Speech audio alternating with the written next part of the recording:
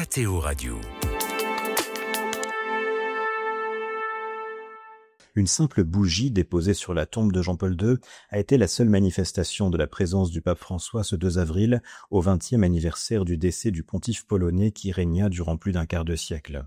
Toujours en convalescence à la maison Sainte-Marthe après son hospitalisation pour une infection respiratoire, François demeure en retrait de toute activité publique. Mais plusieurs événements ont eu lieu pour célébrer la mémoire de Jean-Paul II, notamment une messe à la basilique Saint-Pierre, sous la présidence du cardinal secrétaire d'État Pietro Parolin, entouré par une trentaine de cardinaux, émus de se retrouver et de partager leurs souvenirs.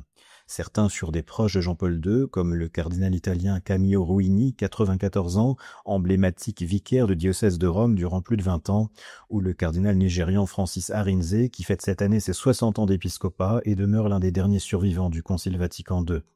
L'ancien secrétaire personnel de Jean-Paul II, le cardinal polonais Stanisław Dziwisz, a prononcé un mot d'accueil en italien en rappelant que l'Église garde le souvenir ému d'un pasteur venu à Rome d'un pays lointain.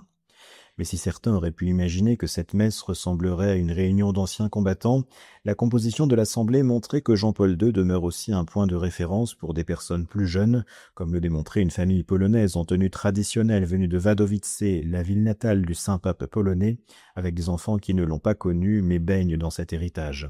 Pour de nombreux pèlerins venus de Pologne, mais aussi d'autres pays, Saint Jean-Paul II demeure vivant comme intercesseur efficace dans leurs prières et les aide à affronter les grands et petits drames de leur vie quotidienne. Chaque jour, des milliers de pèlerins viennent encore prier devant sa tombe, qui est souvent la première destination des visiteurs de la basilique Saint-Pierre.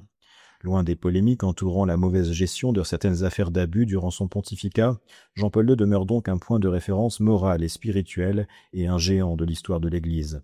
Vu de Rome, la relecture critique de certains points de son action dans le gouvernement de l'Église ne retire rien à sa sainteté et à la dimension prophétique de ses appels à ouvrir les portes au Christ et à la miséricorde divine qui infusent encore aujourd'hui dans la foi de millions de catholiques à travers le monde. Vous écoutez KTO Radio.